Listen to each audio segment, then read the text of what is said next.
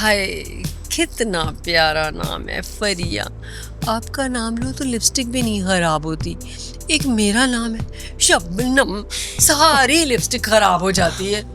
इसीलिए मैं अपने पापा को पापा नहीं कहती, मैं उन्हें कहती हूँ डैडी।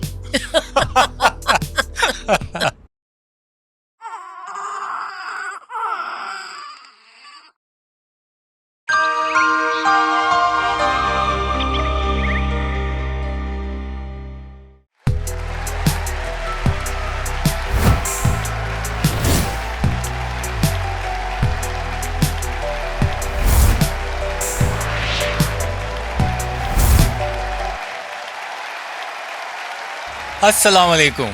वालेकुम सलाम। क्या हाल है जनाब आप? अल्लाह का शुक्र। Thank you so much for joining us. मेरा ख्याल है आप एक ऐसा चेहरा है हमारी टीवी इंडस्ट्री का जिसको मतलब लोग जो है ना हर वक्त देखना चाहते हैं, तो हमारी खुशकिस्मती है कि आपने हमें ज्वाइन किया हमारे फर्स्ट एपिसोड में। Thank you. तो अच्छा, मुझे सबसे पहले एक सवाल का जवाब दें। आपके घर घड़ियाँ हैं? घड़ियाँ? हाँ, क्यों नहीं। और कैलेंडर्स? कैलेंडर्स भी हैं। हैं ना? हाँ। अच्छा, मैं चाहूँगा कि आप वो फेंक दें। क्यों? क्योंकि एज तो आप पे आदमी से रही। ठीक है ना? माशाल्लाह खूबसूरत से खूबसूरत आप हुई जा रही हैं दिन ब दिन।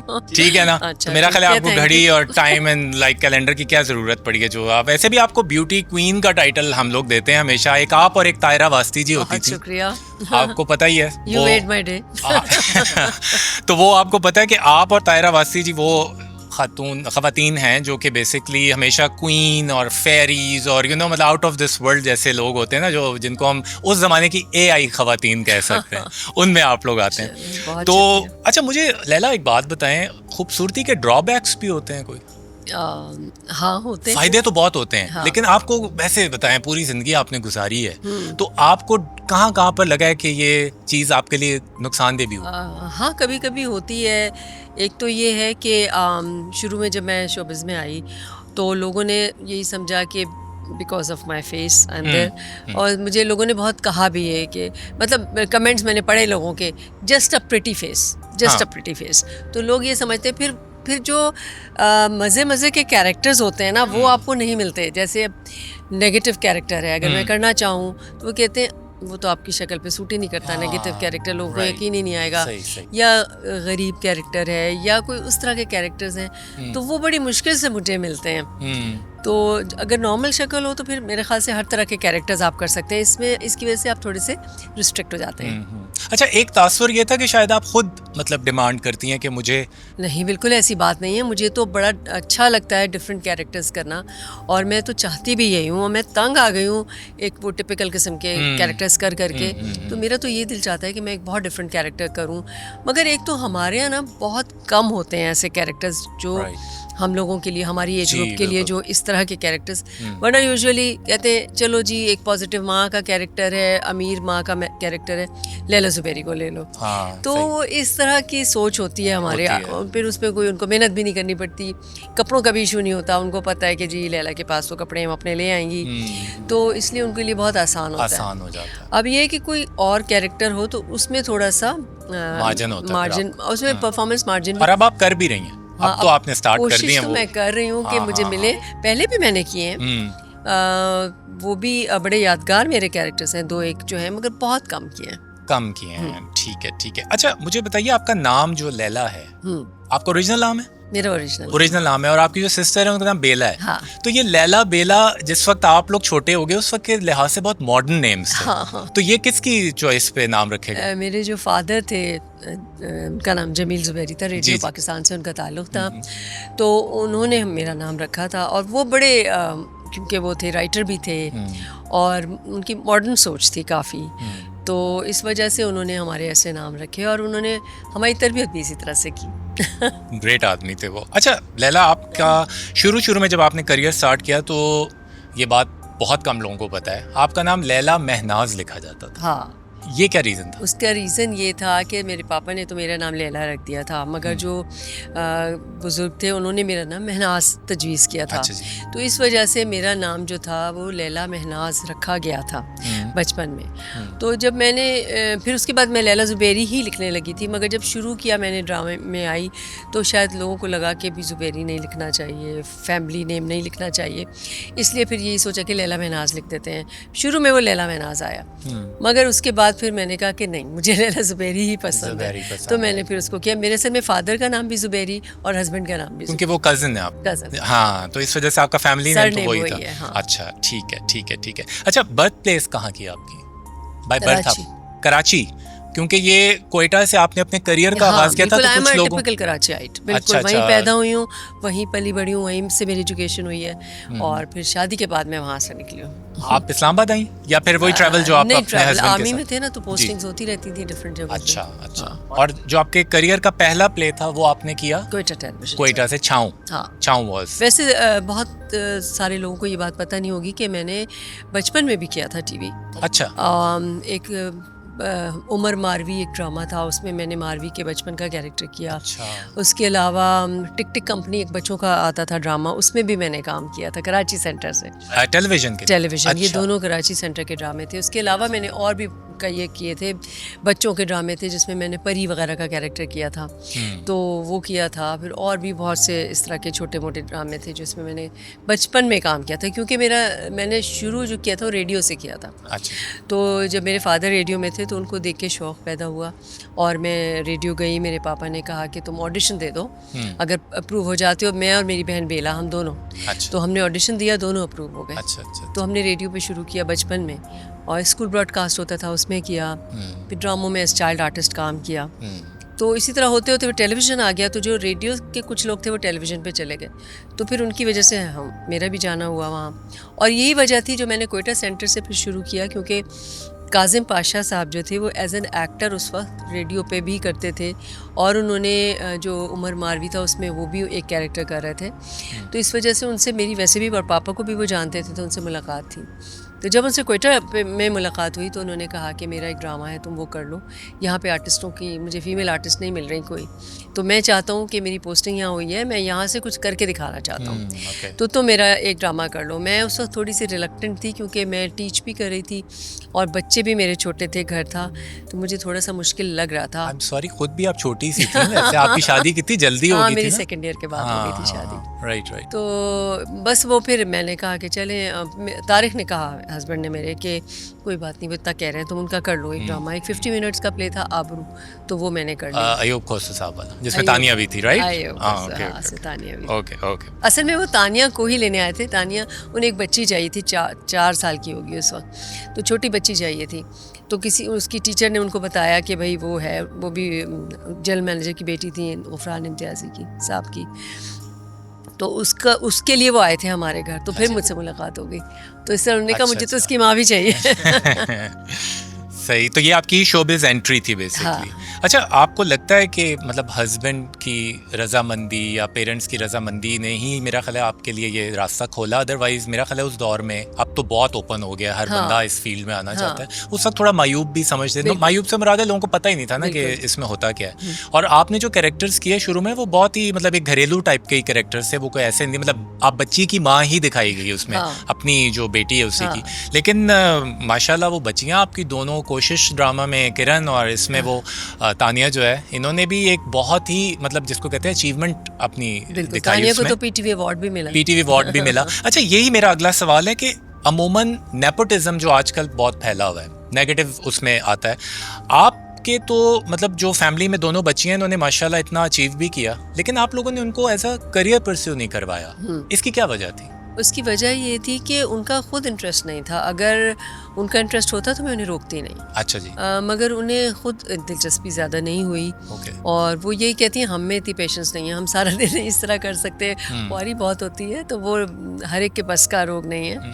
और फिर दूसरी बात है कि उनकी पढ़ाइयाँ थी, फिर उनकी जो है जॉब्स हैं, उसके बाद शादियाँ, बच्चे, तो फिर वो लोग बिजी हो गई अपनी लाइफ में। तो उन्होंने कभी, अच्छे कैरियर्स हैं दोनों के माशाल्लाह, तो इस वजह से उन्होंने कभी सोचा नहीं। तो वो मिस नहीं करती इस चीज़ को कि हमने करियर नहीं। बल्कि किरण को तो बिल्कुल शौक भी नहीं था। किरण को बहुत बुरा लगता था जब बच्चे उसको पहचान लेते थे। वो रानी का कैरेक्टर करती थी कोशिश में।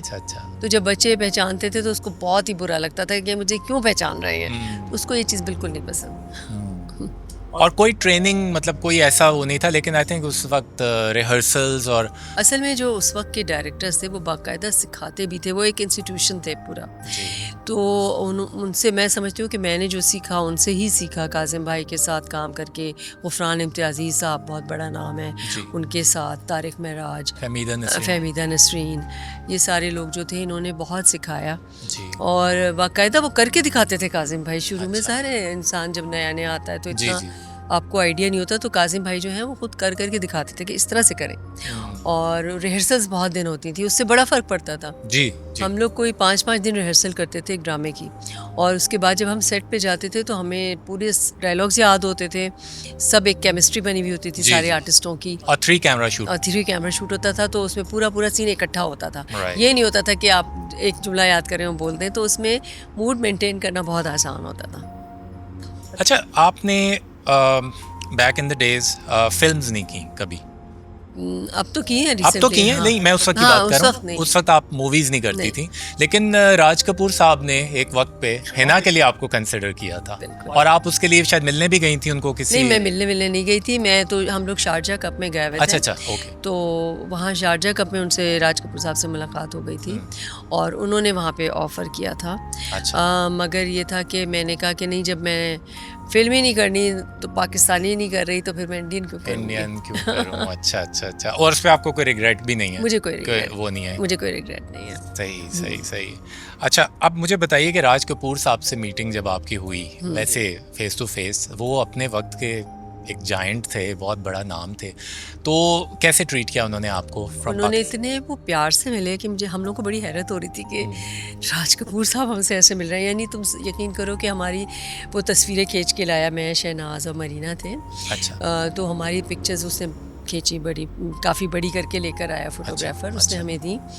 तो राज कपूर साहब कह लगे, अगर आप लोग माइंड ना करें तो इस पर मुझे ऑटोग्राफ दे के मुझे ये पिक्चर दे दें। अच्छा। तो हमने उनको ऑटोग्राफ दिए। वाह।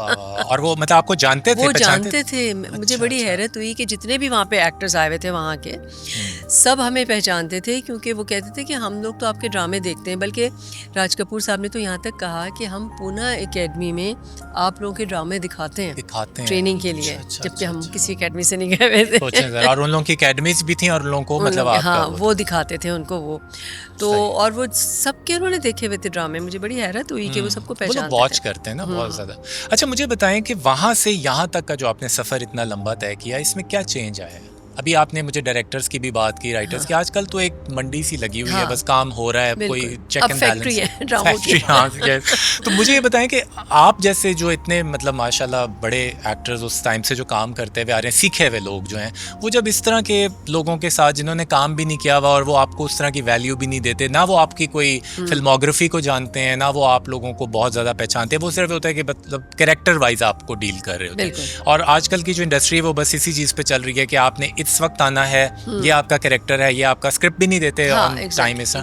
तो आप लोग जो 5-5, 6-6 दिन की रिहर्सल्स और इतने बड़े लोगों के साथ काम करें, तो अब आपको लगता नहीं हम कहाँ फंस गए आगे? हाँ, शुरू में मुझे बहुत प्रॉब्लम हुई थी जब प्राइवेट काम शुरू हुआ है।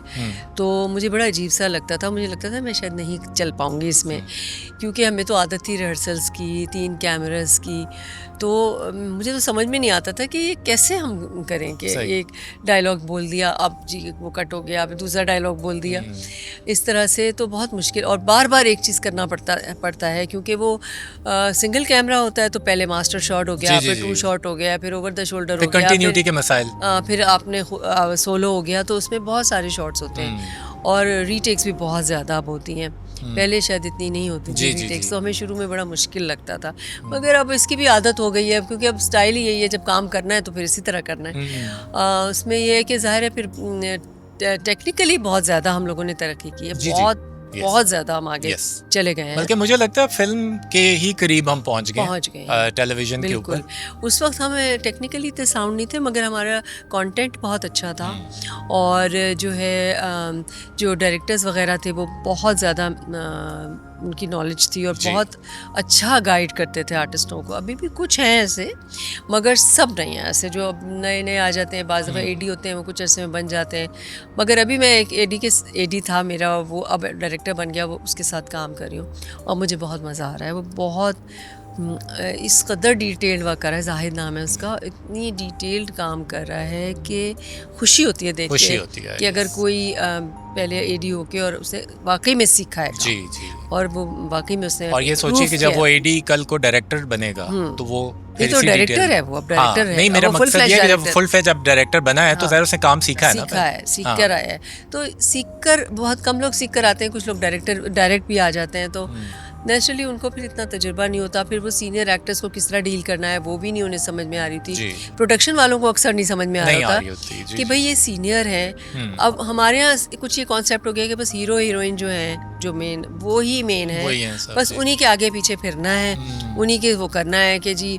अब उनको कोई जानता नहीं, जुम्मा 8 दिन हुए उन्हें आए हुए, मगर जी उनके नखरे हमसे ज़्यादा हैं और उनको ये होगा कि जी आपा को पहले पिक कर लें, आप उनको आप बाद में पिक करिएगा। आप उनको पिक करने जा रहे हैं, वो कहेंगी कि जी पहले आप ऐसे करें, मेरे असिस्टेंट को पिक करके लाएं और फिर मुझे पिक करें, और मैं गाड़ी में बैठी हूँ। तो मुझे बहुत तकलीफ़ हुई, मैंने तो फिर काफ़ी शोर मचाया। मैंने कहा मैंने 40 इयर्स इसलिए दिए हैं इस फील्ड को कि मेरे साथ आप लोग ये बिहेवियर करेंगे।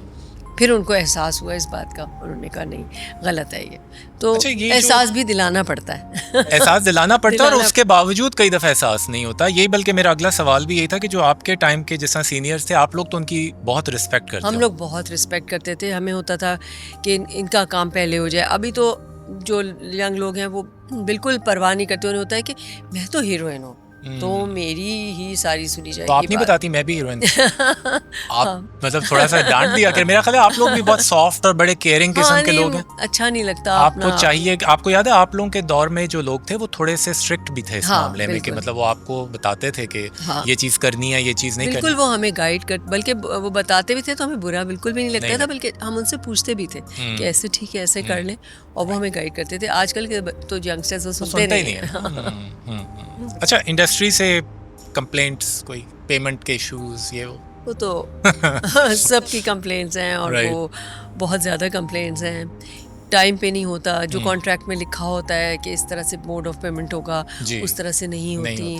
फिर आपको अपने पैसों के लिए बार बार फ़ोन करना पड़ता है, बार बार आप कहते हैं भाई पैसे दे दो, पैसे दे दो, पैसे दे दो। मिल जाते हैं इवेंचुअली, मगर ये कि आपको ख्वार बहुत होना पड़ता है। ये क्या ट्रेंड है कि मतलब अपना ही किया हुआ काम आपको कहना पड़ रहा है उसके लिए पैसे? बस वो एक दूसरे के ऊपर डालते हैं। जो प्रोडक्शन हाउसेस हैं वो कहते हैं हमें चैनल वाले नहीं दे रहे, चैनल वाले कहते हैं हमें एडवर्टाइज़र नहीं पे कर रहा। तो वो एक सिलसिला ऐसा बंधा हुआ है, चेन रिएक्शन है कि वो बना हुआ है। तो वो, मगर हालांकि मैं तो उनसे ये कहती हूँ कि देखिए आपने हमें हायर किया तो आप हमारे इसके लिए रिस्पॉन्सिबल है। हमें क्या पता कि आपको किसी ने पे किया या नहीं किया, हम आपके पार्टनर्स तो नहीं है। बिल्कुल। कि अगर पार्टनरशिप हो तो चलो ठीक है, अब हमारा तो आपसे ताल्लुक़ है, आपका काम हो गया, आप हमें पेमेंट करें, मगर ऐसा होता नहीं है। अब होपफुली अमूमन होना ये चाहिए कि जो काम आप करने जा रहे हो पहले उसका एक पूरा मोड ऑफ पेमेंट आपने बना के रखा हो प्लान में, और फिर आप उसको बिगिन करें चीज़ को, क्योंकि ये करते ये कि एंगेज कर लेते हैं, शुरू में बहुत लवी डवी हो जाता है, और फिर उसके बाद जो है ना जब आपको उन्होंने कास्ट करना होता है तो बस फिर उनके इतनी कॉलें आती हैं, इतने फ़ोन आते हैं, और जब पेमेंट करनी होती है फिर फ़ोन ही नहीं उठाते। ये तो बहुत तो आजकल ये है कि हाँ, पाकिस्तान में ही ज़्यादा होता है आजकल ये कि एक हमारी एसोसिएशन है एक्ट के नाम से, एक्टर्स की एसोसिएशन है, उसकी अभी इलेक्शन हुए थे, उसमें मैं वाइस चेयरपर्सन उसकी मैं हो गई हूँ इलेक्ट। तो उस ग्रुप में मैं देख रही थी कि हर एक्टर की यही शिकायत है कि हमें टाइम पर पेमेंट नहीं होती, ये नहीं होती। अब हम कोशिश कर रहे हैं कि जो हमारी एसोसिएशन है हम अपने एक्टर्स के लिए काम करें, उनके इस तरह के कॉन्ट्रैक्ट डिज़ाइन करें कि जिसमें उनके भी फ़ायदे हों। जो अभी जो कॉन्ट्रैक्ट होते हैं उसमें सिर्फ एक वन साइडेड होता है, वो उसमें एक्टर्स के लिए कोई ख़ास वो नहीं होता। तो अभी हमने वो भी किया है, उसके लिए फिर हम आर्बिट्रेशन भी उसमें हमने बनाई है अपनी कमेटी, उसमें हम वो भी करेंगे। उनको जिसकी पेमेंट्स नहीं हो रही उनके लिए भी हम कोशिश करेंगे कि उन्हें पेमेंट्स हों। सही। मैं आपके थ्रू अपने तमाम एक्टर्स से ये रिक्वेस्ट करना चाहती हूँ कि आप भी एक्ट की मेंबरशिप ज़रूर हासिल करें। उसमें एक तो इंश्योरेंस भी है, और उसके अलावा ये है कि हम एक्टर्स के लिए जो कुछ भी कर सकते हैं ज़रूर करेंगे। क्या उसका तरीका क्या है ज्वाइन करने का? उसका एक फॉर्म है, उसको फॉर्म फिल करना होता है, और उसकी एक फ़ीस है वो जमा करनी होती है। बस वो कर दें आप उसके मेंबर बन जाते हैं। ये ऑनलाइन मतलब गाइडलाइन हमें अवेलेबल है ना, अगर हम उसको एक्ट के नाम से। एक्ट। ओके। अच्छा, अब मुझे ये बताइए कि बेसिकली जो आपकी खूबसूरती का राज है वो क्या है? आप पहले तो बताएं, आप क्या मनोसल्वा खाती हैं? आपके लिए जन्नत से खाना उतरता है, आपका क्या है? सारी खवातीन, क्या मैंने लिटरली लड़कों को ये बात करते हुए सुना है कि एक ह्यूमन बीइंग के लिए इतना पॉसिबल नहीं होता इतना मेंटेन करना, लेकिन एक तो आप पॉजिटिव बहुत हैं, ठीक है। अच्छा हाँ, ये मैंने एक बात आपसे करनी थी, आपका स्टार जो है वो लियो है, राइट? आपकी डेट ऑफ बर्थ क्या है? 18th अगस्त। 18th अगस्त। अच्छा, लियो के मुतालिक तो ये बात बहुत मशहूर है कि वो बहुत सेंसिटिव होते हैं, बहुत अपनी बातों को अपने अंदर ही रखने वाले लोग होते हैं, और एक उदासी जो होती है ना उनकी पर्सनैलिटी में, उदासी कैसे कि वो फील बहुत करते हैं चीज़ों को। अच्छा, उदासी की वजह से तो डिप्रेशन आता है, आप कैसी लियो हैं? मैं शायद कुछ डिफरेंटली हूँ हाँ। क्योंकि अल्लाह का शुक्र है मेरी नेचर बहुत माइल्ड नेचर है और मैं खुश रहती हूँ जी। और बल्कि मेरे हस्बैंड को मुझसे ये शिकायत है कि तुम हंसती बहुत हो। ये शिकायत है उन्हें? अच्छा। मतलब कहते हर जगह नहीं होना चाहिए ये। मतलब वही वो ड्रॉबैक्स में आ जाती है ना, कई लोग गलत मतलब भी निकालते हैं, मतलब मगर अब वो नेचर है, उसमें क्या कर सकता है इंसान। बेसिक नेचर तो चेंज नहीं होती इंसान की, अल्लाह ताला ने ऐसा बनाया, मैं क्या कर सकती हूँ। लेकिन स्पेसिफिकली आप मतलब खाने में पीने में मतलब चीज़ों में ज़्यादा एहतियात तो करती होंगी? ऑब्वियसली वो तो ज़रूरी है। मैं हेल्थ क्लब भी जाती हूँ, हेल्थ क्लब मैंने ज्वाइन किया हुआ है, वहाँ भी जाती हूँ। उसके अलावा मैं अपनी डाइट का थोड़ा ख्याल करती हूँ, थोड़ा हेल्दी डाइट कोशिश करती हूँ लेने की।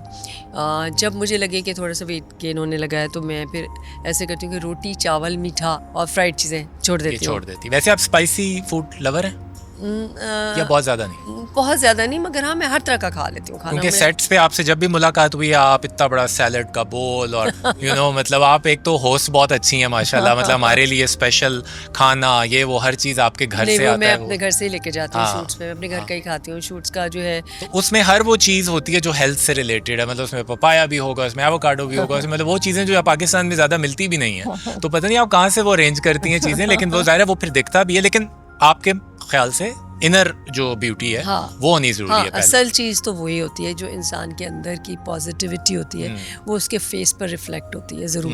जी। तो अगर इंसान पॉजिटिव रहे तो वो अच्छा नजर आता है। ये पॉजिटिविटी आपको जेनेटिक में मिली है? हाँ, ये मेरी जीन्स में ही है। ये आपके मदर फादर की तरफ से और आपकी जो दूसरी बहन है वो भी कंट्रास्ट में या वो भी ऐसी? नहीं, वो भी पॉजिटिव है। वो भी positive? She is a doctor. अच्छा, माशाल्लाह, बहुत पॉजिटिव है माशाल्लाह। मुझे जहाँ तक याद पड़ता है छाँव में जो कैरेक्टर था आपके साथ, कोई उसका ना बेला ही था ना? हाँ। ये कैसा इत्तेफाक है? आपने सजेस्ट किया था? नहीं, मैंने नहीं किया था। अच्छा, ओके। उसमें इत्तेफाक से था। अच्छा, बहुत ही बड़ा इत्तेफाक है ना कि मतलब वो बिल्कुल ही वो कैरेक्टर जो है वो इस तरह वो आ जाए। सही। अच्छा जी, अब हम एक छोटी सी गेम खेल रहे हैं, इसका नाम है वन चॉइस। अच्छा। वन चॉइस, मैं आपको एक चीज़ पूछूंगा तो आपने सिर्फ मुझे बताना है कि उसमें आपको क्या पसंद है, ठीक है? आपका favourite time of the day क्या है? इवनिंग पसंद है आपको? ओके। फेवरेट वेदर कौन सा है आपका? बारिश का। बरसात। लेकिन ये जो 4 मौसम मेन है, इसमें आप गर्मी या सर्दी या बहार, खिज़ां? बहार आपको मतलब ज़ाहिर। ओके। स्प्रिंग, बिल्कुल। अच्छा जी, आपका फेवरेट फूड क्या है अगर एक चीज़ खानी हो? दाल चावल। ओके। And favourite drink? नींबू पानी। अच्छा, आप देसी मतलब चीज़ें लाइक करती हैं। ओके। कोई फेवरेट मूवी आपकी पाकिस्तान की या हॉलीवुड की जो हज़ारा बार आपने मतलब 20 बार देखी? वो एक होती है ना फिल्म जो आपके दिमाग पे हो जाती है। फिल्में तो बहुत सारी ऐसी हैं, मैं किस का नाम लूँ। यह है कि मुझे बस चले थीम बता दें, किस तरह की मूवीज पसंद है? कोई स्टोरी वाली पसंद है, कोई ड्रामेटिक हो। मुझे वायलेंट नहीं पसंद मूवीज, एक्शन मूवीज नहीं पसंद। अच्छा, एक्शन नहीं पसंद। तो फिर आपने मेरा ख्याल है 90s वाली तो कोई फिल्म पाकिस्तान की देखी नहीं होगी ना? सही। वो जो है मेरे हस्बैंड, उनको एक्शन मूवीज पसंद है, तो हमारा यही हर वक्त कॉन्फ्लिक्ट रहता है कि वो देखना चाहते हैं वो मूवीज और मुझे जाना पड़ता है उनके साथ, मगर मेरे लिए वो एक अजियत होती है। हमने जो एक मैंने भी उसमें एज अ को राइटर काम किया था, शेर दिल जो मूवी थी एयरफोर्स की। हाँ। उसमें भी आपने, अच्छा वो आई थिंक गालिबन आपने एक मूवी अभी तक की हुई है या और भी आपने? नहीं, मैंने परवाज़ जुनून में भी आपने परवाज़ जुनून भी की थी? हाँ। उसके अलावा मैंने दो और की हैं। आपने, और वो आप सेटिस्फाइड हैं उन कैरेक्टर्स से या वो भी? नहीं, ये जरा खुल के बताइए। हाँ, मतलब मुझे शुरू में बहुत अच्छा लगा था जो इसका कैरेक्टर था शेर दिल का, वो मुझे इसीलिए मैंने वो की थी कि मुझे बहुत पसंद आया था, मगर उसको हैंडल सही नहीं किया गया। उसको बिल्कुल एक सेकेंडरी सा वो बना दिया गया। हालांकि रिकी बर्टलैंड मतलब आपको देखें कि हॉलीवुड से वो फास्ट एंड द फ्यूरियस का डीओपी, उसने आपको मतलब शूट किया है उसमें, और फिर स्कॉट न्यूमन आपका जो बहुत अच्छी फिल्म थी वो, मगर उसमें जो मेरा कैरेक्टर था उसमें मुझे थोड़ा सा मसला हुआ एंड में कि माँ को बिल्कुल ही बैकग्राउंड में कर दिया। हाँ, वो फादर को जरा ज्यादा उन्होंने उसको थोड़ा सा वो करना चाहिए था। वो असल में लिखा कुछ और गया था और मेरा ख्याल है पहुंचा आप तक कुछ और फिर पब्लिक तक कुछ और पहुंचा, ये भी एक मसला होता है। अच्छा जी, आपका कोई एक फेवरेट प्रोजेक्ट आपका अपना, अच्छा, जिसको आप हाईलाइट करना चाहें? हाँ, मेरे एक मैंने किया था, शुरू का है, वो कोयटा का ही था, सिंगल प्ले था, उसका नाम था खाकजा। खाकजा का मतलब है कूड़े का ढेर, जहाँ पे आप कूड़ा फेंकते हैं, वो कूड़ा फेंकने की जगह। अच्छा, खाकजा। ओके। तो उसमें मेरा कैरेक्टर था एक नोमैड लड़की का, जो कचरे में से चीज़ें चुनती हैं लड़कियाँ, जो बोतल हो गई, इस तरह की चीजें जो चुन रही होती हैं। कूड़ा उठाने वाली आपने किया था? अरे ये कब हुआ? नहीं, ये YouTube पे कहीं पर है ये अवेलेबल? ये मुझे नहीं पता, होना चाहिए तो दिखाना चाहिए मतलब। अच्छा, ये कब का प्ले है? ये 85। तो ये तो मतलब आपके स्टार्ट का ही एक तरह से बिल्कुल शुरू कह रही, मतलब मेरे छाँव से पहले का है। और किस सेंटर से हुआ था? कोयटा से ही हुआ कासिम भाई का। अच्छा, वो सिंगल प्ले होगा शायद, इस वजह से सिंगल प्ले था। उसमें मेरा एक नोमैड लड़की का कैरेक्टर था जो कि कचरे में से चीज़ें उठाती है, और फिर एक जो डिज़ाइनर होती हैं उनको एक नई मॉडल की तलाश होती है। जब वो गुजरते हुए इसको देखती हैं तो उन्हें लगता है कि मैं इससे करवा सकती हूँ। उन्हें अपने क्लाइंट्स को वो करना होता है। क्लाइंट्स जो हैं वो कहते हैं कि हमें आप नए फेसेस लेकर आए, आप पुराने फेसेस देख देख के तंग आ गए। तो वो क्लाइंट्स के लिए फिर मुझे लेके जाती हैं कि उनके सामने मैं मॉडल करूँ, वो डिज़ाइनर होती हैं, ताकि वो उनके डिज़ाइंस को पसंद करें। तो जब वो मुझे वहाँ पे मुझे इस बहाने से ले जाती हैं कि मैं तुम्हारे बाप का इलाज करवाऊंगी, बाप की टांगें नहीं होती ना। पूछती है कि क्यों तुम ये काम करती हो, तो मैं बताती हूँ। तो मैं जब वहाँ जाती हूँ तो वो जब मुझसे मॉडलिंग करवाती, जब मैं स्टेज पे चल रही होती हूँ, तो फिर जब मैं लोगों को देखती हूँ तो मुझे देख के इतनी घबराहट होती है, और मुझे उनके डिस्टॉर्टेड से फेसेस नज़र आते हैं लोगों के। फिर मैं वहाँ से निकलती हूँ और मैं अपने वो दोबारा रैग्स पहनती हूँ, और एंड में मैं जाके कूड़े के ढेर पे बैठ के और कूड़ा अपने मुंह पे माल माल के कहती हूँ वो गंदा था, ये अच्छा है। अच्छा यार, क्या स्टोरी है यार, कितनी अच्छी। मतलब ये हमने नहीं अब देखा हुआ। हाँ, मतलब ये लोगों को शायद हम लोग आर्काइव नहीं करते, पाकिस्तान में आर्काइव नहीं होती ना। ये PTV का ड्रामा था और इसको होना चाहिए था, मतलब बहुत खूबसूरत ड्रामा था। देखें, अगर राज कपूर साहब कह रहे हैं कि हम लोग अपनी अकेडमी में पढ़ाते हैं ड्रामा, तो आप सोचिए उनकी क्या वर्थ है। और हम लोग उसको बिल्कुल ना, हमारे पास कोई पुरानी मूवीज के नेगेटिव्स महफूज हैं। PTV के पास भी PTV के तो जो ड्रामे चले उनकी कोई आर्काइव्स नहीं है मेरे ख्याल से। इन्होंने अभी एक PTV फ्लिक्स के नाम से बड़ा अच्छा एक प्लेटफॉर्म शुरू किया था, और अचानक वो बंद कर दिया। और मैंने जब पूछा तो कहते हैं कि वो फंड्स का बंद हो गया, इनके पास फंड्स नहीं होते। हाँ, बस वो क्या करेंगे। अच्छा जी, आपने डायरेक्शन भी की है? नहीं, डायरेक्शन मैंने नहीं की, प्रोडक्शन की आपने। और वो प्रोडक्शन आपने मतलब अच्छे भले अरसे के लिए की है। अब आपका है कोई इरादा अपनी प्रोडक्शन करने का? असल में यासर मैं करना तो चाहती हूँ, मगर मुश्किल बहुत हो गया अब जो है छोटे प्रोड्यूसर के लिए, क्योंकि अब जो बड़ी बड़ी प्रोडक्शन कंपनीज़ हैं वो आ गई हैं, और उनके टाइम स्लॉट्स होते हैं हर चैनल के ऊपर, और उनके रोलिंग में चलते रहते हैं एक के बाद एक। जो छोटा प्रोड्यूसर होता है उसके लिए पॉसिबल नहीं होता कि वो इतना ज़्यादा एकदम रोलिंग में करे। उसने कभी एक प्रोजेक्ट बना के दे दिया तो हम फिर वो पेमेंट्स के इश्यूज़, तो इसलिए जो छोटा प्रोड्यूसर है वो चल नहीं सकता। क्योंकि मैं तो अपने पास इन्वेस्ट करती हूँ ना पैसे। अगर मैं अपने इन्वेस्ट फंसा लूँ पैसे, तो फिर पता चलता है कि जी वो मिल ही नहीं रहे, और फिर आप अगला प्रोजेक्ट तो कर ही नहीं सकते। तो और फिर उसको बेचना बहुत मुश्किल हो गया। लेकिन वेब जो प्लेटफॉर्म्स हैं, जो वेब प्लेटफॉर्म्स हैं, उसके लिए आप देखें ना, एक ड्रीम रोल्स होते हैं, कई दफ़ा आपको खुद से ही इसलिए करने पड़ते हैं कि शायद लोगों को आपकी वर्थ समझ ही नहीं आ रही होती कि आप कितने केपेबल हैं। मैं तो ये रेकमेंड करूंगा, बिकॉज माशाल्लाह आपकी सारी गुड आइडिया, और इस पे मैं सोचूंगी ज़रूर। ये आप कर सकती हैं कि ये किया जा सकता है, क्योंकि आपके नाम के साथ जो फेम भी जुड़ा हुआ है ना, वो आई थिंक OTT प्लेटफॉर्म्स को भी एक सेल करने में या उठाने में इतना मसला नहीं होता। और स्पेशली जब आप काम कर रहे हैं और आपकी टीम काम कर रही है, तो जाहिर सी बात है फिर आप हर उस चीज़ का लिहाज रखेंगे जो कि थोड़ा सा फुकदान है हमारी तरफ, सॉरी टू से, क्वालिटी का, Quality। बल्कि थोड़ा मैंने ज़रा थोड़ा लफ्ज़ जो है वो असल में कम मैं इसीलिए नहीं करती काम, डरती हूँ कि मैं जब अगर करूँ तो फिर मैं कोई बहुत अच्छी चीज़ लाऊं, हाँ। क्योंकि फिर जो बिलो स्टैंडर्ड चीज़ मुझसे लोग एक्सपेक्ट नहीं करेंगे, नहीं तो करेंगे, इसलिए जी, जी, जी। उसी की तलाश में हूँ मैं कि कोई बिल्कुल, बहुत बिल्कुल। अच्छा मुझे वो मिलेगा तो फिर मैं करूँगी प्रोजेक्ट, तो फिर इंशाल्लाह। ठीक है जी, ठीक है। अच्छा जी, अब एक और गेम है छोटी सी, उसका नाम है वन वर्ड गेम। मैं आपसे एक लफ्ज़ पूछूंगा, आपने सिर्फ अपना ओपिनियन बताना है कि आपके जहन में एक जुमला इस चीज़ को लेके क्या आता है। जुमला बनाना है जुमला बनाना है, जुमला बनाना है, या जुमला बनाना है। तो बचपन, दिल चाहता है दोबारा आ जाए। दोबारा आ जाए। पास्ट या प्रेजेंट में अगर चॉइस हो, आप कहाँ जाएंगे? नहीं, आई लाइक माई प्रेजेंट। अभी प्रेजेंट ना, ग्रैंड चिल्ड्रन है, बच्चे हैं, वो फिर हो जाता है, ठीक है। अच्छा जी, लव, मोहब्बत। मोहब्बत जो है वो सिर्फ एक तरह की मोहब्बत का नाम नहीं है। मोहब्बत जो है वो आप अपने माँ बाप से भी करते हैं, अपने बहन भाइयों से भी करते हैं, अपनी औलाद से भी करते हैं। तो मोहब्बत तो एक बहुत वसी लफ्ज़ है। जी बिल्कुल बिल्कुल बिल्कुल।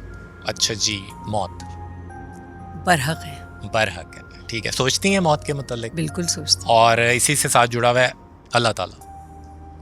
कनेक्शन बताइए अपना अल्लाह ताला से। मेरा बहुत बहुत डीप कनेक्शन है अल्लाह ताला से, अल्हम्दुलिल्लाह, अल्लाह का शुक्र सुनते हैं है। आपकी। मेरा फेथ इसीलिए इतना स्ट्रॉन्ग है कि मुझे पता है कि मतलब मैं कोई भी मुझे तकलीफ़ हो, कोई भी मुझे प्रॉब्लम हो, मैं अल्लाह पे छोड़ देती हूँ, और मुझे पता है कि अल्लाह जो है ना वो कर देगा कुछ ना कर कुछ, देगा, मुझे सही, बेड़ा पार कर देगा। सही। तो मेरा तो इतना ज़्यादा स्ट्रॉन्ग बिलीफ है, बल्कि तारे कहते भी हैं कि बड़ी से बड़ी टेंशन हो जाती है तो मैं इतनी रिलैक्स्ड रहती हूँ, ऐसे क्यों ऐसा होता है? राइट। तो मैं बस अपने अल्लाह ताला से कहती हूँ, अपनी नमाज और अपने उससे उसमें मैं बिल्कुल कनेक्शन बनाती हूँ अल्लाह ताला के साथ, और मुझे सुकून बहुत होता है। मुझे होता है कि कोई मेरा कुछ नहीं बिगाड़ सकता, अल्लाह है ना। अल्लाह है, बिल्कुल सही। और कहते हैं कि अगर आप अच्छा गुमान करें तो आपके साथ अच्छा ही होता है, तो मैं हमेशा अच्छा गुमान करती हूँ, अच्छा कभी मैं नेगेटिव बातें नहीं सोचती। राइट राइट, सही। अच्छा जी, सुकून की डेफिनेशन क्या है आपके लिए? सुकून क्या है आपके लिए? क्या होता है आपके लिए जो आप कहते हैं कि ये सुकून है?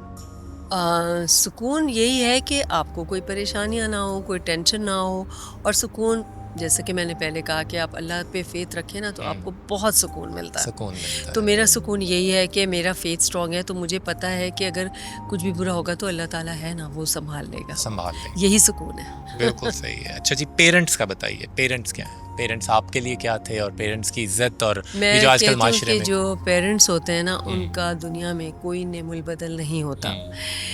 आपके लिए दुआ करते हैं, मतलब मेरी वालदा हैं मेरे साथ माशाल्लाह माशाल्लाह होती है, आजकल आई हुई भी हैं मेरे पास, तो मुझे एक तरह से एक बहुत अच्छी सी फीलिंग रहती है, एक सुकून सा रहता है कि उनकी दुआएं हैं, उनकी दुआएं हमारे साथ हैं। राइट। तो उनका जो साया होता है, ऐसे लगता है कि आपके सर पे एक छत, वो अपने एक छत की तरह होते हैं, आपके पेरेंट्स जो होते हैं। तो आप बिल्कुल, आपको लगता है कि हमारी हर परेशानी वो ले लेंगे। जी जी जी बिल्कुल। और फादर जो है आपके, आपने कब लूज किया था उनको? उनको हो गए कोई 12 साल। 12 साल हो गए। और उनके साथ कैसा कनेक्शन था? उनके साथ भी बहुत अच्छा कनेक्शन था। उनसे तो मैं ये अपने प्रोफेशन की बातें भी उनसे डिस्कस कर लेती थी, क्योंकि वो भी ड्रामे के आदमी थे, जी जी, राइटर भी थे, तो वो मुझे गाइड भी करते थे, मतलब क्रिटिकली एनालाइज करते थे वो मुझे। सही। और मुझे बड़ा अच्छा लगता था कि उनकी तरफ से जब मुझे कोई कमेंट्स आते थे, अच्छा होता था तो अच्छा कहते थे, बुरा होता था बुरा कहते थे। अच्छा। तुमने इसमें ये चीज़ सही नहीं की, तुम्हें यूँ करना चाहिए। क्रिटिक थे आपके? क्रिटिक थे, और वो बहुत अच्छा गाइड करते। फिर उसके अलावा माशाल्लाह पापा की नॉलेज बहुत ज़्यादा थी। हमें कोई भी चीज़ पता करनी हो, फ़ोन उठाया और पापा से पूछा, उर्दू का हो, इंग्लिश का हो, मैथ्स का हो, किसी चीज़ का कोई भी इशू हो, आप उनको कॉल करें, उनको हर चीज़ बस ये लगता था कि पापा को सब पता है, तो आप हर चीज़ उनसे पूछते थे। मुझे बड़ी कमी लगती है उनकी कि अब मैं कहती हूँ मैं किससे पूछूं, अगर कोई चीज़ उर्दू का कोई ऐसा मुश्किल लफ्ज़ आ गया है जो समझ में नहीं आ रहा कि इसका क्या मतलब होगा, तो मैं कहती हूँ पापा होते तो मैं उनसे पूछ लेती। और उन्होंने बहुत से बच्चों को पढ़ाया है जिनको बिल्कुल उर्दू नहीं आती थी, उनको उर्दू पढ़ाई है। बाहर से कुछ बच्चे आते थे, उनको वो उर्दू पढ़ाते थे, इतनी अच्छी वो उर्दू पढ़ाते थे। सही। तो मुझे अब उनकी बड़ी कमी लगती है कि जो मेरे ग्रैंड चिल्ड्रन है, मेरा दिल चाहता है काश इनको भी वो पढ़ाते, उनको भी पढ़ाते। अच्छा, आपके पेरेंट्स जो है वो गालिबन स्ट्रिक्ट नहीं थे आपके साथ, फ्रेंड्स की तरह थे? हाँ, दोनों बहुत। अम्मी तो बहुत इतनी सॉफ्ट है, अम्मी ने आज तक हमें नहीं डांटा कभी भी, बहुत सॉफ्ट है, बहुत पोलाइट है। पापा थोड़े से स्ट्रिक्ट थे, मतलब फिर भी इतने ज़्यादा नहीं थे। बहुत उनसे हम लोग अक्सर पूछा करते थे, मैं और मेरी बहन, कि आपको किसकी ज़्यादा मोहब्बत है, मेरी या बेला की? तो कहते थे मेरी एक आँख लैला है और एक आँख बेला है। बेला है, हमेशा अच्छा। उन्होंने यही कहा। ओके। बहुत प्यार करते थे हमसे। अच्छा मुझे बताइए लैला कि एज अ औरत, मतलब एक औरत के तहत पाकिस्तान में लाइफ डिफ़िकल्ट है? जी बिल्कुल डिफ़िकल्ट है। Difficult है। हाँ, उसमें एक तो ये है कि हरेसमेंट भी है काफ़ी ज़्यादा हमारी सोसाइटी में, जी। और दूसरी बात ये है कि लोग जो है औरत को सीरियस नहीं लेते, मतलब औरत की बॉसिंग को और उसको सीरियस नहीं लेते। लोगों को लगता है कि ये तो औरत है, इसको क्या। तो हमारे थोड़ा सा ऐसा कॉन्सेप्ट है, औरत को ज़्यादा वो नहीं समझा जाता, वैल्यूबल नहीं समझा जाता। आपके ख्याल से अब भी है ये, या अब हम थोड़ा अब थोड़ा सा फ़र्क हो रहा है, पहले तो बहुत ज़्यादा था, अब काफ़ी ज़्यादा फ़र्क हो रहा है अब सोसाइटी में, क्योंकि अब माशाल्लाह लड़कियां हमारी हर फील्ड में आगे आ रही हैं। जी। हर चीज़ में लड़कों के शाना बशाना है, बल्कि उनसे आगे हैं। उनसे आगे हैं, डेफिनेटली। बिल्कुल। तो इस वजह से ये है कि अब ग्रेजुअली आ रहा है फ़र्क, और उम्मीद है इंशाल्लाह आगे और बेहतरी आएगी। आपको लग रहा है कि जो अगली नस्ल है ये हमसे, हाँ, अगली नस्ल हमारी डेफिनेटली हमसे बेहतर होगी। फ्यूचर डार्क तो नहीं दिख रहा आपको? नहीं बिल्कुल पाकिस्तान भी नहीं। मुझे अपनी यंग जनरेशन से बहुत सी उम्मीदें, मैं पढ़ा भी रही हूँ जी जी ज़ाबिस्ट यूनिवर्सिटी में, तो जी। वहाँ पे मैं, मेरे जो स्टूडेंट्स हैं उनको मैं देखती हूँ, तो मुझे एहसास होता है कि ये जनरेशन हमारी जनरेशन से बहुत बेहतर है। और मुझे लगता है कि जो नई जनरेशन है ये शायद इज्जत करने में ज़्यादा बेहतर है। हमारे जो पिछले जो लोग थे, आई थिंक ये लोग ज़्यादा अप्रिशिएट करते हैं, क्योंकि खुद भी अप्रिसिएशन नहीं, चाहते इनकी हैं। मुझे एक बात बहुत पसंद है, जो जेन जी जिसे कहते जी, जी। हैं, कि they are more honest. Okay. जैसे हमें होता था कि मुरव्वत में हम कोई चीज़ें जो सही भी, जैसे गलत तारीफ़ कर दी या कुछ वो कर दिया, ये लोग बिल्कुल गलत बात नहीं करते, ये लोग स्ट्रेट फॉरवर्ड है। अच्छा लैला जी मुझे बताइए, क्या चीज़ हर्ट करती है आपको सबसे ज़्यादा? झूठ, डिसऑनेस्टी। और माशाल्लाह जिस फील्ड में आप हैं खुल के डिसरिस्पेक्ट। डिसरिस्पेक्ट। अच्छा, डिसरिस्पेक्ट को हैंडल कैसे करती हैं? अब अपनी आपको खुद करवानी पड़ती है इज्जत। मैं समझती हूँ कि एहसास दिलाना पड़ता है। राइट। मैंने सीखा है, अब ये तजुर्बे से सीखा है कि आपको खुद अपनी इज्जत करवानी पड़ती है। करवानी पड़ती है। अच्छा, आपको वैसे लगता है कि हमारे पाकिस्तान में ज़रा खुल के तारीफ नहीं की जाती, या दूसरे बंदे को जो, अच्छा दिल में बहुत इज्जत होगी, हाँ। दिल में बहुत उनका और मैं वो- समझती हूँ कि बहुत अच्छा होता है तारीफ़ करना। अगर आपको कोई चीज़ अच्छी लग रही है, आप ज़रूर उसकी तारीफ़ करें, उससे दूसरा भी इनकरेज होता है, और मतलब एक खुशी होती है। आप किसी को खुश देके आपको भी खुशी होती है, तो क्यों नहीं हम किसी को खुशी दे सकते? अच्छा, छोटी छोटी खुशियाँ अगर हम दे सकें। मैं why यही not? कहता हूँ, मेरा एक कोटेशन है अपना बनाया हुआ, जो मैंने खुद ज़ाहिर अपनी ज़िंदगी, मेरी भी ज़ाहिर अब एक ज़िंदगी गुजरी है, तो मैंने ये चीज़ देखी है कि आपकी जो तारीफ़ है वो मेरे पास आपकी अमानत है। हाँ। वो मुझे कुछ नहीं दे सकती, लेकिन वो मेरे लिए बोझ बन जाएगी अगर वो मैं आपको नहीं दूंगा, और हमें समझ नहीं आती। बेहतर है कि वो अमानत जितनी जल्दी आप तक पहुंचा दी जाए। उससे क्या है कि आपकी वो, क्योंकि चीज़ें आपको मिलेगी तो आपका मोरल हाई होगा, और मेरा वज़न जो है अंदर चीज़ों का वो ख़त्म हो जाएगा। लेकिन लोग नहीं समझते। लोग और इस बात। मैंने देखा है पीठ पीछे अक्सर कुछ लोगों की वो एग्जाम्पल भी दे रहे होते हैं कि तुम्हें लेकिन वही बंदा जब सामने होता है उसका कुछ नहीं कहते। आपने फेस किया ये बहुत होता है। अच्छा, और दूसरा ये जो आपकी खूबसूरती वाली जो चीज़ है, अब ज़ाहिर है हर बंदा माशाल्लाह नहीं इस लेवल पे, हर बंदे के अंदर नहीं होती चीज़ें, और वैसे भी मेरा ख्याल है कुछ लोग जो होते हैं वो जेलसी हाँ। आ जाती है उनमें, हसद। आपने तो बेइंतहा हसद मतलब आई थिंक फेस किया होगा, तो उसको कैसे हैंडल करती हैं जब आपको तो पता चल जाता है? Just ignore. Just ignore. अच्छा, मतलब यही है Best आपका policy। पूरा। आप बोलती नहीं है, कोई लड़ाई गुस्सा वो नहीं? कभी मेरी किसी से लड़ाई नहीं हुई, बचपन से लेके आज तक। ना बचपन में अपने स्कूल में, ना फ्रेंड्स में, ना शोबिज़ में, कभी मेरी किसी से कोई ऐसी वो नहीं हुई कि किसी की बदतमीजी हो जाए या कुछ हो जाए। नेवर। अच्छा, फिर वही वाली बात आ रही है, आप लियो हैं। हाँ, और लियो जो है उनका आंसर जो एलिमेंट है वो है ही आग है, और उनके बारे में ये होता है कि लोग ठीक मुझे है यही कहते हैं तुम लियो नहीं लगती, क्योंकि लियोज तो बहुत एग्रेसिव होते हैं। एग्रेसिव होते हैं, और दूसरा ये कि वो जब फटते हैं तो फिर, अच्छा कभी ना कभी कहीं ना कहीं कुछ ना कुछ ऐसा आपने ज़रूर किया होगा जिसपे आपको थोड़ा सा हाँ हाँ होता है है, ना? बिल्कुल होता है। मुझे असल में होता ये है कि जब मुझे गुस्सा आता है तो मुझे रोना आ जाता है, जो कि मैं समझती हूँ कि बहुत बुरी बात है। मैं नहीं चाहती रोना, अपनी इंसान वीकनेस शो कर देता है इस तरह, मुझे बिल्कुल नहीं अच्छा लगता। मगर मैं क्या करूँ कि मैं अभी तुम्हें पता है कि जब मैं तुम्हारे इंतज़ार में बाहर खड़ी थी जी, जी। और मुझे जगह नहीं मिल रही थी, तो मेरा दिल चाहता है मैं रोना शुरू कर दूँ। हाँ, वो मैं समझ रहा हूँ, मैं समझ रहा हूँ। वो क्योंकि आप हेल्पलेस हो जाते हैं ना थोड़े। हेल्पलेसनेस की फीलिंग होती है, तो मुझे उस पे रोना आ जाता है। अक्सर इसमें 2-3 दफ़ा ये भी हुआ है शूट में भी कि वो कोई ऐसी बात हुई है तो मैं रोना शुरू कर दिया मैंने। लोग परेशान हो जाते हैं, क्या हो गया क्या हो गया? फिर मुझे खुद शर्मिंदगी होती है कि नहीं, मुझे ये नहीं करना चाहिए। वैसे एक बात है, ये जो आप बता रही हैं, ये टैक्टिक जो है ये गुस्से में फट जाने से बहुत बेहतर है। वैसे आपका रोना जो है वो तो मेरा ख्याल है लोगों के पसीने निकल जाते हैं कि अब हम क्या करें, इतनी खूबसूरत औरत को हमने रुला दिया है। इसीलिए मुझे ड्रामों में मुश्किल नहीं होता रोना, मैं अपने आंसू से ही रोती हूँ। आप ग्लिसरीन एक्ट्रेस आज नहीं तक है, मैंने नहीं आपने कभी भी यूज़ नहीं किया। अच्छा, मुझे अब एक छोटा सा सवाल, ये मेरा अपना पर्सनल सवाल है आपसे, एक एक्टिंग मास्टर क्लास का सवाल है।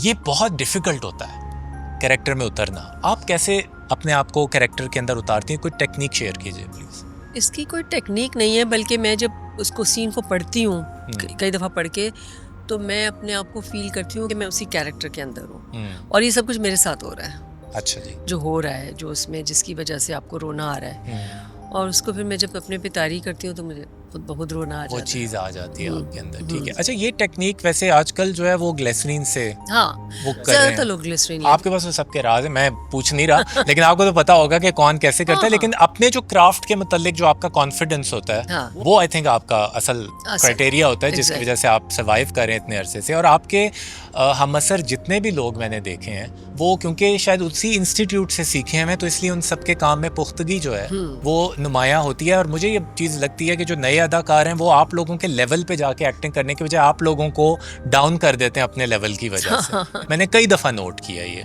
कि आप लोगों को अपनी थोड़ी सी जो है ना, मतलब कन्फ्यूजन ये हो रही होती है कि भाई ये सीन यहाँ का है और हमें यहाँ पर आना पड़ा है, क्योंकि शायद वो लोग उसको फील नहीं कर रहे होते। तो ये हमारी जो इंडस्ट्री है इस वजह से भी थोड़ी सी डाउन हुई है। लास्ट क्वेश्चन मेरा आपसे ये है कि फ्यूचर के क्या प्लान्स हैं?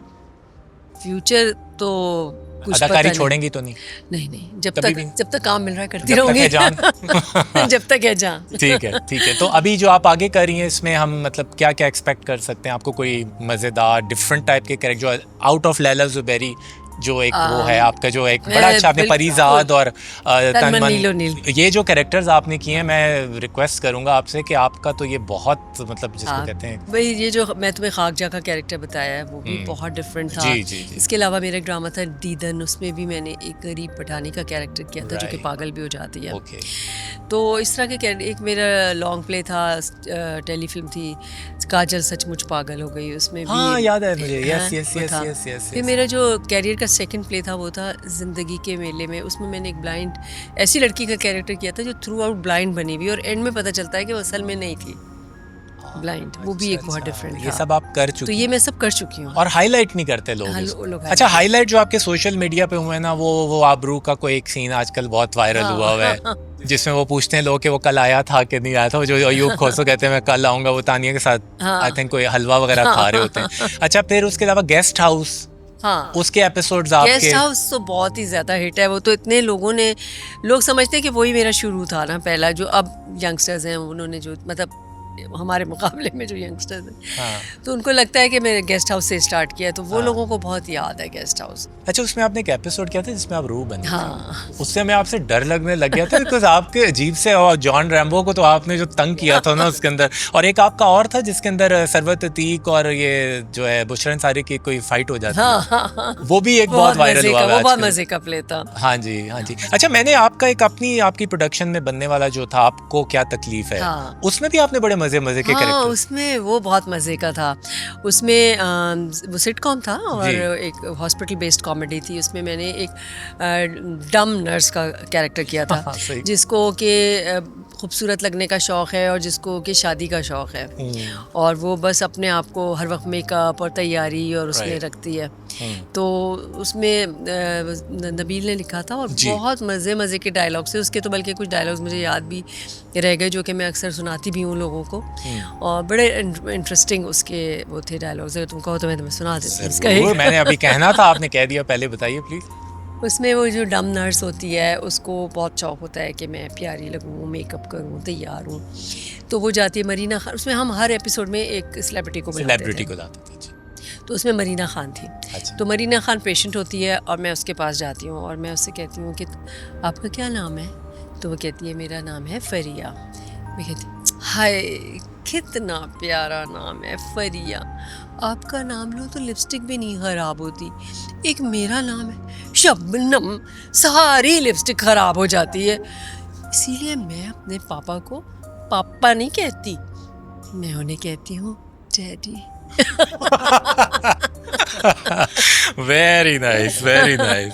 यार ये देखिए कितने अच्छे आपने कैरेक्टर्स इसमें किए हुए हैं। मैं वही कह रहा हूँ कि ये आपके शायद करियर को आर्काइव शायद नहीं किया हुआ। हाँ। मेरा ख्याल है, मेरी आपसे एक रिक्वेस्ट है कि आप अपना काम खुद डिग आउट करें, उसको आर्काइव करें और अपने YouTube चैनल पे या किसी तरह से आप उसको वो करें, क्योंकि I think we should like you know see that thing. इसका तो आपको क्या तकलीफ है, तो मेरी अपनी प्रोजेक्ट है जी, आपके पास तो सेव होगा ना वो सारी जो हाँ। पुरानी जो कैसेट्स वगैरह होंगे। उसमें एक एपिसोड था समीना अहमद वाला जिसमें आप लोग मांगने वाले फकीरनिया।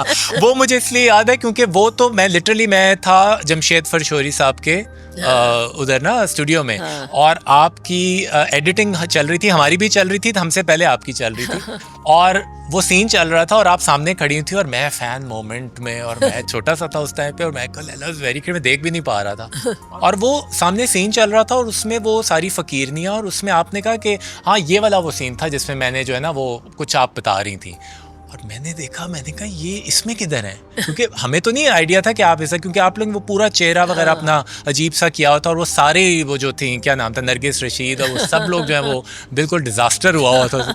तो वो मुझे इतना अच्छा लगा उस चीज़ को देख के, और पहली दफ़ा मुझे अंदाज़ा हुआ कि यार ये तो एक, और मतलब एक और बात भी है कि आपका मेरे करियर में बहुत बड़ा एक हाथ है, क्योंकि 25 साल पहले जो मैंने अपना पहला ड्रामा लिखा था उसमें आपने विलन का कैरेक्टर किया था, रोहेल के साथ जो हमने किया था। तो मुझे इस वजह से प्ले था, बहुत जबरदस्त प्ले था, मुझे बड़ा अफसोस है कि वो चला नहीं, लेकिन ये कि उसमें आपने एक 3-piece सूट पहन के एक हमने मैडम का आपको एक विलन का कैरेक्टर दिया था, तो वो आपने बहुत ही अमेजिंग वो कैरेक्टर किया था। आपको लिटरली देख के डर लगता था कि बंदी अभी गोली मार देगी किसी को, और आपने वो किया। खैर लैला जी, थैंक यू सो मच, आप तशरीफ़ लाई, आपने इतना टाइम दिया, इतनी बातें की, आप बहुत अच्छी फ्रेंड भी हैं मेरी। लेकिन ये है कि मुझे ये होता है कि आप ज़िंदगी में जो करना चाह रही हैं, जो आपके प्लान्स हैं, एक तो अल्लाह आपको कामयाब करे उनमें। आमीन। दूसरी जो सबसे बड़ी बात है वो ये है कि प्लीज़ ज़्यादा काम करें, आप बहुत कम काम करती हैं, और दूसरा ये है कि वो काम जो है ना वो थोड़ा सा टेढ़े मेढ़े की तरफ ज़रा ज़्यादा जाइए। नहीं, असल में होता ये कि मैं कोशिश ये करती हूँ कि एक वक्त में मैं एक ही चीज़ करूँ ना, क्योंकि ज़ाहिर है मेरा घर भी है, मेरे बच्चे भी हैं, मेरी फैमिली भी है, मुझे मेरी मदर भी है, मुझे सबको देख के चलना पड़ता है, तो इसलिए मैं बहुत ज़्यादा एक वक्त में काम नहीं करती। एक वक्त में मैं एक सीरियल या एक सोप, अभी एक सोप है ना मेरे पास, अच्छा जी, मुझे कई एक ऑफ़र हुए इस अरसे में, मगर मैंने फिर कोई भी नहीं एक्सेप्ट किया, क्योंकि एक तो उसमें ये कि डेट्स का बड़ा इशू है कि वो डेट्स लेते हैं जी, ये डेट्स दे दें, फिर वो कैंसिल हो जाती हैं, कभी आपकी वो डेट्स नहीं होती हैं उस पर बुला लेते हैं, तो बहुत मसले होते हैं। तो इस वजह से मैं कहती हूँ कि भाई एक चीज़ ख़त्म हो जाए फिर मैं दूसरी शुरू। ठीक है, best of luck for your projects, best of luck for your family, for your life, for your health. Thank you so much for entertaining us. मुझे तो लगा ही नहीं कि इंटरव्यू था, हम तो वैसे ही जैसे गपशप लगाते हैं। इंटरव्यू था ही नहीं, ये तो मतलब हमारी आपस की एक गुफ्तगू हो रही थी, और आपके साथ तो इतनी दोस्ती, इतनी रिस्पेक्ट है, इतना प्यार है आपके साथ कि आप तो हमारे इस्लामाबाद की ख़ास तौर पे आप एक आइकॉन है। और सबसे खूबसूरत बात यह कि आप कराची नहीं शिफ्ट हुई, कराची की होते हुए, और ये बहुत बड़ी बात है कि आप हमारे साथ यहाँ पर होती हैं, तो हमें बड़ा अच्छा लगता है कि आपके साथ मुलाकात। किसी को इस्लामाबाद भी तो संभालना था ना, संभालना था। यस, तो अपना बहुत ख्याल रखिएगा। इंशाल्लाह किसी नए शूट पे भी आपसे मुलाकात रहेगी, इंशाल्लाह, और आपकी फैमिली के लिए, आपके लिए बहुत दुआएं हैं। Thank you so much.